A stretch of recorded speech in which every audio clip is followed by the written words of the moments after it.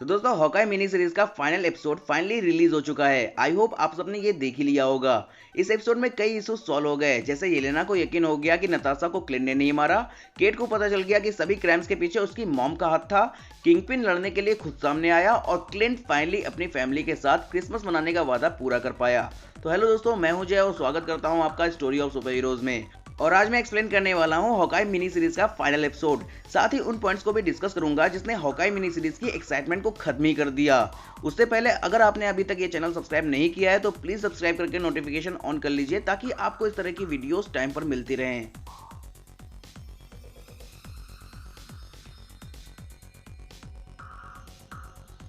ये Hawkeye mini series का final episode था जिसमें इमोशन भर भर के थे, पर फिर भी मुझे ये एपिसोड काफी वीक लगा, जिसके कई रीजन थे।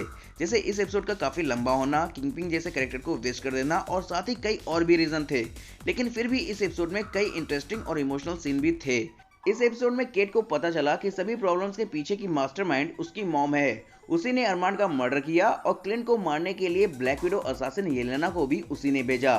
केट को पता था कि इतने क्राइम के बाद उसकी मॉम के साथ क्या करना चाहिए और उसने वैसा ही किया जैसा एक हीरो को करना चाहिए। उसने अपनी मॉम को अरेस्ट करवा दिया और अरेस्ट के टाइम उसका अपनी मॉम को आई लव यू कहना ये दिखाता है कि वो अपनी मॉम को अभी भी चाहती है, पर फिर भी वो सच्चाई के साथ खड़ी है और यही बात उसे एक हीरो बनाती है।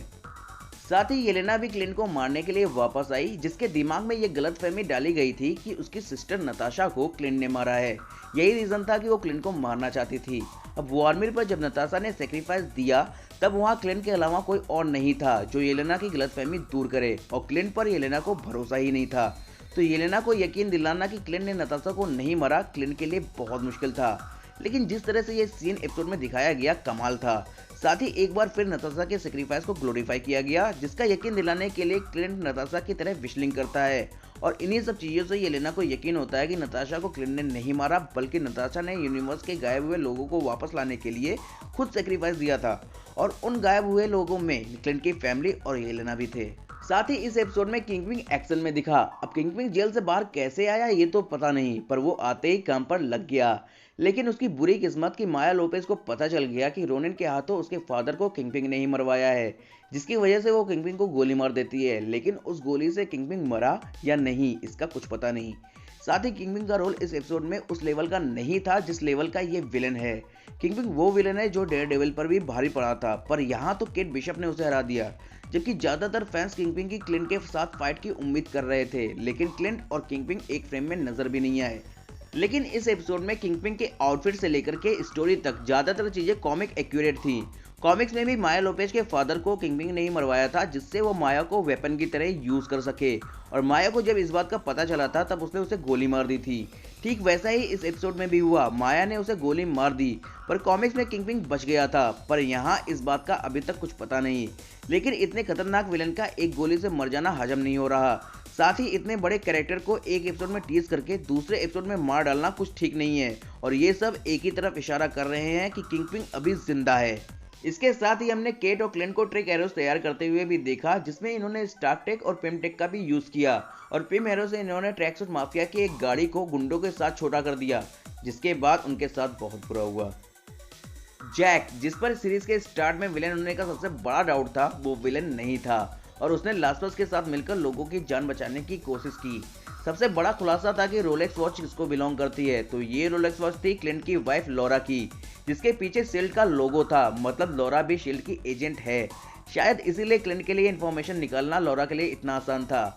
इन सब चीज़ों से ये पता चलता है कि टोनी स्टार्क कितना बड़ा जीनियस था, जिसने लॉरा से मिलते ही पहली मुलाकात में बता दिया था कि ये भी एक एजेंट है, जिसे सभी ने एक जोक समझा था। खैर, अब सारी प्रॉब्लम सॉल्व हो चुकी हैं। माया को पता चल गया कि उसके फादर के मौत के पीछे कौन है और उसने अपना बदला भी ले लिया। केट ने भी क्राइम के पीछे के मास्टरमाइंड को अपने इमोशन को काबू में करते हुए जेल भेज दिया। येलेना को अपनी सिस्टर नताशा के सेक्रीफाइस का पता चला, जिससे उसे यकीन हुआ कि क्लिंट ने नताशा को नहीं मारा, और क्लिंट इन सब के बाद फाइनली अपने घर वापस गया। तो इस सीरीज की एंडिंग परफेक्ट थी, पर फिर भी ये एपिसोड उतना एक्साइटिंग नहीं था जितने पिछले एपिसोड थे। क्योंकि सबसे बड़ी बात कि माया को उसके फादर के मौत के पीछे का राज पता चलने के बाद ये क्लियर था कि वो किंगपिन के अपोजिट में होगी। येलेना भले ही विलन हो पर वो अपनी बेटी से नहीं लड़ेगी और येलेना सिर्फ गलतफहमी की शिकार है और कहीं ना कहीं जाकर उसकी गलतफहमी दूर होगी। तो अब सिर्फ एक ही विलन बचा था और वो था किंगपिन, और वो अकेला ही काफी था। लेकिन जिस पोटेंशियल के लिए किंगपिन जाना जाता है वो पोटेंशियल इस एपिसोड में किंगपिन में कहीं नजर नहीं आया, और यही इस एपिसोड का सबसे बड़ा नेगेटिव पॉइंट था। क्योंकि जैसे ही एपिसोड 5 के लास्ट में किंगपिन का नाम आया था उससे फैंस बहुत ज़्यादा एक्साइटेड थे, क्योंकि इस पूरी सीरीज में दिखने वाला सबसे खतरनाक कैरेक्टर किंगपिन ही था। पर उसका एक्शन सीन उस लेवल का नहीं दिखा। लेकिन ओवरऑल ये एक अच्छी सीरीज थी जिसके पिछले एपिसोड में कई एक्साइटिंग मूवमेंट्स भी थे। इसमें एक नई कैरेक्टर को इंट्रोड्यूस किया गया, केट बिशॉप, जिसने इस सीरीज में प्रूव किया कि भले ही उसके पास सुपर पावर्स ना हो, वो उड़ नहीं सकती और ना ही अपने हाथों से लेजर निकाल सकती है, पर फिर भी वो हीरो है। आगे चलकर वो यंग एवेंजर्स की मेंबर होगी, जिसके कई मेंबर्स को पहले ही इंट्रोड्यूस किया जा चुका है। इसके साथ ही केट बिशॉप और क्लिंट बार्टन के हॉकाई आने वाली सीरीज इको में भी नजर आ सकते हैं।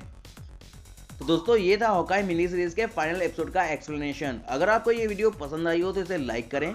अगर मुझसे कोई डिटेल मिस हो गई हो तो उसे कमेंट में जरूर मेंशन करें, और इस तरह की वीडियोस के लिए हमारे चैनल को सब्सक्राइब करना ना भूलें।